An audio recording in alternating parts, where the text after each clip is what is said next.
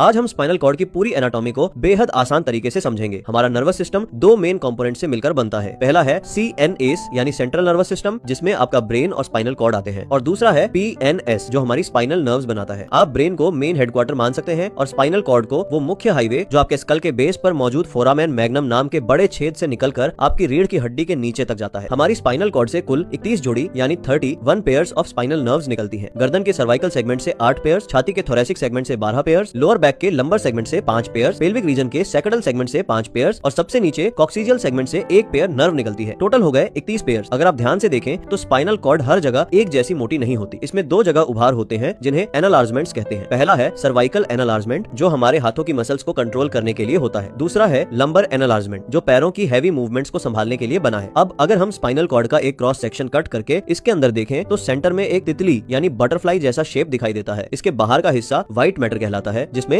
Myelinated exons होते हैं। जैसे जैसे हम नीचे से ऊपर यानी सर्वाइकल रीजन की तरफ बढ़ते हैं, व्हाइट मैटर की मात्रा बढ़ती जाती है क्योंकि इसमें ब्रेन तक जाने वाले सिग्नल्स जमा होते रहते हैं। अंदर का बटरफ्लाई शेप ग्रे मैटर कहलाता है जिसमें नर्व सेल बॉडीज होती हैं। यह ग्रे मैटर सर्वाइकल और लंबर रीजन में सबसे बड़ा होता है क्योंकि यहीं से हमारे हाथ पैरों को कंट्रोल करने वाली नर्व्स निकलती हैं। इस क्रॉस सेक्शन के पिछले हिस्से में एक हल्का सा ग्रूव होता है जिसे पोस्टीरियर मीडियन सल्कस कहते हैं और फ्रंट साइड में एक गहरा कट होता है जिसे एंटीरियर मीडियन फिशर कहते हैं। इसके व्हाइट मैटर को 3 कॉलम में बांटा गया है जिन्हें फनिकुली कहते हैं। पीछे डोर्सल फनिकुलस, साइड्स में लेटरल फनिकुलस और आगे वेंट्रल फनिकुलस। चलिए अब अंदर के ग्रे मैटर के हॉर्न्स को समझते हैं। इसके पिछले हिस्से को पोस्टीरियर या डोर्सल ग्रे हॉर्न कहते हैं जो पूरी तरह से सेंसरी न्यूरॉन्स के लिए है। आपकी बॉडी से आने वाली सारी सेंसरी इंफॉर्मेशन यही एंटर करती है। आगे के हिस्से को एंटीरियर या वेंट्रल ग्रे हॉर्न कहते हैं जिसमें सोमैटिक मोटर न्यूरॉन्स की सेल बॉडीज होती हैं जो हमारी मसल्स को मूवमेंट का सिग्नल देती हैं। और इसके बीच में एक लेटरल ग्रे हॉर्न होता है जो सिरा T1 से L2 सेगमेंट में ही मिलता है। इसमें हमारे सिंपैथेटिक नर्वस सिस्टम के न्यूरॉन्स होते हैं जो फाइट और फ्लाइट रिस्पॉन्स को कंट्रोल करते हैं। यहाँ एक प्रोफेसर टिप याद रखिएगा, सेंट्रल नर्वस सिस्टम के न्यूरॉन्स है अंदर सेल बॉडीज के गुच्छे को न्यूक्लियस और एक्सॉन्स के बंडल को ट्रैक्ट कहते हैं। तो फिर एक स्पाइनल नर्व बनती कैसे है? स्पाइनल कॉर्ड से 2 रास्ते निकलते हैं। पीछे से आने वाला डोर्सल रूट जो सेंसरी इंफॉर्मेशन अंदर लाता है। इस रूट पर एक उभार होता है जिसे डोर्सल रूट गैंग्लिया कहते हैं जहां सेंसरी न्यूरॉन्स की सेल बॉडीज रहती हैं। आगे से निकलने वाला वेंट्रल रूट जो मोटर कमांड्स बाहर ले जाता है। ये दोनों रूट्स आगे जाकर आपस में मिल जाते हैं और एक मिक्सड स्पाइनल नर्व बनाते हैं। रीढ़ की हड्डी से बाहर निकलते ही यह नर्व 2 हिस्सों में बंट जाती है जिन्हें रेमाई कहते हैं। डोर्सल रेमाई हमारी पीठ और गर्दन की मसल्स तक जाती है और वेंट्रल रेमाई हमारे पूरे आगे के धड़ और हाथ पैरों को सिग्नल सप्लाई करती है। इसे एक आसान उदाहरण से समझते हैं। जब आपका हाथ किसी गर्म चीज को छूता है तो स्किन के रिसेप्टर्स उसे डिटेक्ट करते हैं। यह सेंसरी सिग्नल डोर्सल रूट से होते हुए पोस्टीरियर ग्रे हॉर्न में पहुंचता है। इसके बाद हमारा सिस्टम तुरंत एक्शन लेता है। एंटीरियर ग्रे हॉर्न की सेल बॉडीज से एक मोटर सिग्नल जनरेट होता है जो वेंट्रल रूट और स्पाइनल नर्व से होते हुए सीधे आपके हाथ की मसल तक जाता है और आप झटके से अपना हाथ पीछे खींच लेते हैं।